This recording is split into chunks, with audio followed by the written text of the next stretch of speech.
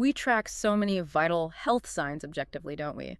Your heart rate, blood pressure, temperature. They're all numbers, numbers that guide treatment. Absolutely. Hard data points. But then there's pain, maybe the most powerful, agonizing human experience. It dictates suffering more than almost anything else. And yet it's defined entirely by subjective feeling, purely internal.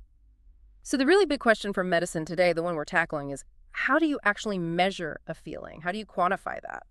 It's the ultimate challenge, historically speaking. For centuries, pain's been this black box in healthcare, resistant to measurement because it's just so personal. And that's our mission for this deep dive. We're exploring how artificial intelligence is finally starting to give pain a quantifiable, objective digital language. Moving it away from just, rate your pain 1 to 10. Exactly, moving it into the realm of hard data, like those other vital signs. We've pulled together some comprehensive analysis from expert sources looking at this big technological shift. Yeah, and the potential revolution it's creating in patient care is pretty significant stuff. Right. So to really get why this AI approach is such a big deal, maybe we should first talk about the old way, the traditional approach. We definitely should. You have to understand the limitations. For decades, pain assessment rested entirely on what the patient said, their personal estimation. If you said it was a 7, the doctor treated it as a 7. Simple as that. Simple, but deeply flawed.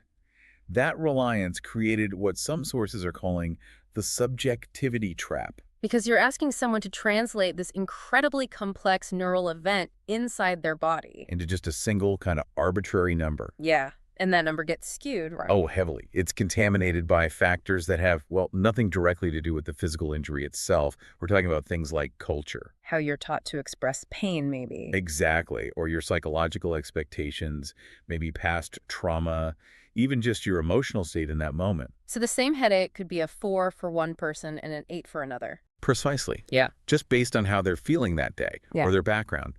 It leads to huge disparities in how similar conditions get diagnosed and treated. That sounds like a fundamental crack in the system. If your starting point, the measurement, is that wobbly, then every treatment decision based on it is questionable too. It's more than just questionable, though. It creates a critical failure point. Okay. Some call it the problem of the silent majority.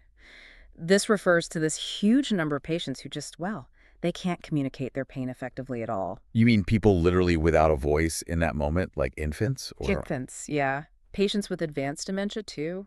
Or think about critically ill people, maybe under sedation in the ICU. Right. They can't tell you it's a 7. They can't. And the scale of the potential suffering there is just staggering. Sources point to this really severe statistic. Up to 70%, 70%, of ICU patients might be experiencing unrecognized or untreated pain. 70%. Wow. Just because they can't communicate it. Traditional scales completely fail them. So when you frame it like that, AI isn't just about getting a better number. No, it's much more profound. It's a necessary step towards, frankly, greater health equity. It's about finally providing an objective way to assess pain for those who've historically just suffered in silence. That context is crucial. The need, especially for those vulnerable groups, seems undeniable. Okay, so let's shift gears then, from the problem to the potential solution, the technology itself. Sure. How are these AI systems actually managing this, translating that feeling into data? Well, the big shift is moving away from relying on self-reporting The patient. towards relying on involuntary physiological responses, things the body does automatically. Okay. The sources we looked at outline this kind of fascinating dual approach, monitoring what's happening both under the skin internally and what's visible on the outside. That's right. 2 main pathways. Let's start with the deeper one first. Mechanism A, they call it, under the skin, neural signatures. Right. This needs specialized sensors, electrodes, often focusing on the peripheral nervous system, because pain, at its root, it's an intense electrical signaling event in your nerves. And the AI is looking for specific patterns, what the experts are calling neural fingerprints. Exactly. And what's really interesting here is the system isn't just detecting any electrical activity, it's learning to differentiate. Differentiate what from what? Differentiate between, say, a normal, non-painful sensation like a gentle touch and true nociception. That's the body's specific alarm signal for harmful stimuli. Ah, okay, so it's like recognizing the fire alarm signal versus just background noise. A good analogy, yeah. The AI models are trained on tons of data to recognize the distinct electrical signature, the frequency patterns that nerves generate when they're damaged or highly stimulated by something painful. So it gives us a way to potentially read the body's own involuntary language of suffering, bypassing conscious interpretation. That's the goal, to get straight to the raw signal before the brain layers on emotion and interpretation. Which moves us straight into that objective territory, like measuring heart rhythm, as you said. Okay, that leads us nicely to the second mechanism then, the one focused on external observable behavior. Mechanism B. And this one is incredibly versatile. It uses tools like computer vision cameras, analyzing images, and also natural language processing, or NLP, analyzing speech. Based on the idea that even if someone tries to hide their pain, their body gives off clues, involuntary tells. Precisely. And computer vision here goes way beyond just recognizing a simple grimace. It analyzes tiny, involuntary muscle movements in the face. Micro-expressions, things you might not even consciously notice. Exactly. Things potentially invisible to the naked eye. These are linked to specific patterns called facial action units, or AUS, which research has strongly correlated with distress. And crucially, these micro-movements are very hard, maybe impossible, to consciously fake or suppress. Making them a powerful objective clue. What else does Mechanism B track beyond the face? It looks at the whole picture. Body posture, are they guarding a certain area? Subtle shifts in how they move, defensive behaviors. And, importantly, NLP listens to how things are said. The voice itself. Yeah. The tone, the speed, the pitch, the specific words someone uses. Yeah. Even if a patient says, oh, I'm fine, the AI might detect stress or discomfort in the vocal pitch itself. So it's combining all these different signals. Right. It synthesizes all these objective multimodal data points, the tiny facial twitch, the way they're holding themselves, that tremor in their voice, and generates a quantifiable pain score based on that physiological reality, not just what they report. Okay, connecting this back up. These dual mechanisms, under the skin and outside the body, they're already starting to change things. This isn't just theory. Oh, no, not at all. Yeah. These aren't just lab experiments anymore. They're being deployed in the real world and showing some pretty significant impact. So let's talk about those. Give us some real-world applications. Okay, one really compelling case study comes from improving quality of life for residents in long-term care. We can look at the use of a technology called PainCheck Where was this used? in Orchard Care Homes over in the UK. Sounds like a perfect place to test this, especially for that nonverbal population we talked about, dementia patients, perhaps. Exactly. It's a prime example of that external analysis mechanism B in action. It uses a camera connected to AI to scan a resident's face, looking for those precise muscle movements, those micro expressions, And generates a pain score. an immediate objective pain score. Right there. Why is getting that objective score so important in a place like a care home? Well, because often when residents with cognitive decline, like dementia, become agitated or restless, it might just get labeled as a behavioral problem, And treated with. often treated with powerful medications, antipsychotics, Mhm. sedatives, sometimes necessary, but sometimes masking an underlying issue. The AI provides objective data suggesting, wait, maybe this agitation is actually pain. So it helps differentiate. And what happened when they started using this AI assessment instead of just subjective observation? The results were really quite powerful, both ethically and actually economically, too. They saw a demonstrable decrease in unnecessary prescriptions. Specifically, they noted a significant drop in the use of antipsychotic medications. Because they could address the real cause, the pain. Exactly. And when staff addressed the pain directly, based on the AI score, the overall result was a noticeable, sustained increase in peace and comfort among the residents. Plus, the system logs these scores. Oh, so there's a record. Yeah, in a cloud dashboard. Yeah. Staff can track a resident's pain history over time, see if treatments are working.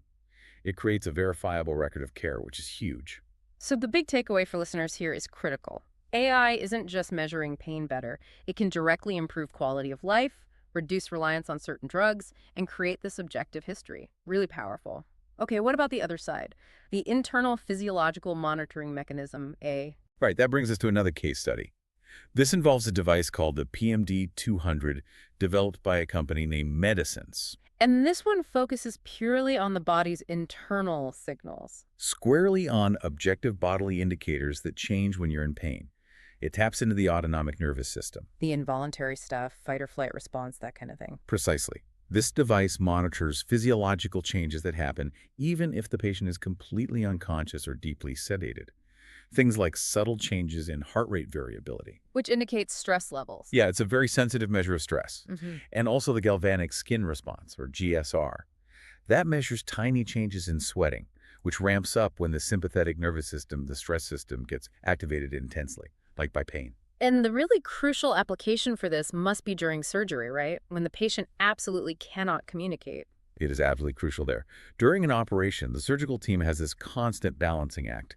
They need to give enough anesthetic and analgesic to manage the pain from the surgery itself. But not too much, because that has risks too. Exactly. Over-medication carries its own dangers. So the PMD-200 provides this real-time objective pain index reading. It's often shown as a number, say 0 to 100. Like a pain speedometer for the anesthesiologist? Kind of, yeah. It allows physicians to see the level of nociceptive response and then precisely adjust the doses of pain medication, often automatically or semi-automatically, moment by moment. Ensuring the patient stays adequately pain managed but also safe. That's the goal. Shield it from the painful stimuli while keeping safety margins optimal. Okay, this technology is clearly revolutionary. I mean, the potential is immense. But, and here's where it gets really interesting, I think. It's not all smooth sailing, is it? No, definitely not. Despite the incredible progress, these clear impacts we've discussed, the road to widespread, perfect implementation, well, it has hurdles. We need to be realistic about the complexities and the challenges still remaining. What's the biggest roadblock right now? I'd say the most fundamental one is still data quality. It always comes back to the data with AI. These models are entirely dependent on the information they're trained on. Garbage in, garbage out. Pretty much. They need massive amounts of high-quality, very precisely labeled human data to learn accurately. If the training data is messy or incomplete or biased, the algorithm's performance suffers badly. And then there's what you called the confusion factor earlier, telling pain apart from other strong feelings. That's a really significant hurdle, yeah. Algorithms can sometimes get confused. Is this signal intense pain, or is it maybe extreme anxiety or sheer terror or even profound nausea? Because those feelings can trigger similar bodily responses. They absolutely can. Differentiating between those complex overlapping internal states, that remains a major technical challenge for purely algorithmic approaches. Anxiety and pain, for instance, can share many physiological outputs: increased heart rate, sweating, the GSR response we mentioned. Which brings us right back to bias, doesn't it? If the algorithm struggles to differentiate and the data isn't perfect, that seems like a critical concern whenever AI touches healthcare. It has to be top of mind. Remember, the goal we discussed was health equity, helping those silent sufferers. But AI, if we're not careful, could accidentally do the opposite if the training data itself is flawed. How so? Well, if the data used to train these models, the face images, the voice recordings, the neural patterns, if that data mostly comes from one demographic group, And underrepresents others. exactly, particularly marginalized groups, Yeah. then the resulting AI assessment tool will simply be less accurate for those underrepresented groups. It might miss their pain signals. Because pain expression itself might differ. It does. Across cultures, ethnicities, even gender sometimes. If the algorithm's only trained on one type of pain expression, it's going to fail for others. It could end up making existing health disparities even worse. So the challenge isn't just building a smart algorithm, it's building a fair one. Wow. Okay, so given all this, the data needs, the confusion factor, the bias risk, what does this mean for the future? Are we heading towards fully automated pain diagnosis anytime soon? Probably not in the immediate future, no. The trend we're seeing now, and what seems most promising, is more of a hybrid solution. Meaning AI plus human. Exactly. Yeah. Systems like PainCheck, the care home example, really demonstrate this. The highest accuracy, the most reliable results seem to come from combining the objective power of the AI analysis The data it provides. with crucial human interpretation and input. The AI gives you the objective data point, but the doctor or the nurse provides the context. They validate the AI's output against the patient's individual history, their circumstances, the bigger picture. That makes sense. The human oversight remains key. And that adaptability, that hybrid approach, presumably helps with the bias issue too, allowing for local tuning. It's essential for that, yes. The technology's success really hinges on its flexibility, and we're seeing progress there. For example, researchers have successfully adapted these models to analyze the very unique, often incredibly subtle, facial expressions of newborns and infants. Which must be incredibly difficult. Extremely. But it's resulted in objective pain assessment tools for babies, where historically doctors relied almost entirely on these vague behavioral checklists. It shows that careful customization, often involving that human-AI partnership, can deliver really unprecedented levels of care to vulnerable groups. That's a phenomenal breakthrough, especially for infants. Ultimately, what this whole deep dive seems to reveal is just the sheer scale of the transformation we might be witnessing. It really feels like a paradigm shift is underway. We're moving towards a point where understanding and caring for people who literally cannot speak for themselves, well, it's becoming quantifiable. It's like AI is providing a digital translation service for suffering. It's the difference between guessing if someone is in pain and having objective data suggesting they are, and then being able to track that data over time to see if your interventions are working. It fundamentally changes the conversation, doesn't it? From just, how bad do you feel, which is subjective, To potentially, how bad is your pain quantifiably, which is objective data. It shifts the ethical discussion, the treatment discussion, everything. So we want to leave you, the listener, with this final kind of provocative thought. If these algorithms can truly give an objective digital voice to pain, especially for the voiceless, how radically is that going to change things? Think about standard medical treatments, maybe legal recognition of patient rights regarding pain, even just the social recognition of suffering around the world. These systems seem poised to rewrite some basic medical assumptions about how suffering is detected and managed. It's a space to watch for sure. And we really want to hear your thoughts on this. Given these powerful new AI tools, but also the challenges we've discussed, data quality, bias, the confusion factor, where do you think the next major development in pain management needs to focus? What's the priority? Let us know your insights, your suggestions. Share them in comments below. Absolutely. And if this deep dive sparked your curiosity, if you enjoyed getting this knowledge quickly, please do give this video a like. It really helps others find it. And subscribe to the channel. Make sure you hit that notification bell so you don't miss our latest explorations. And finally, please share this discussion with anyone else you know who loves diving deep into complex topics like this. Thanks for joining us.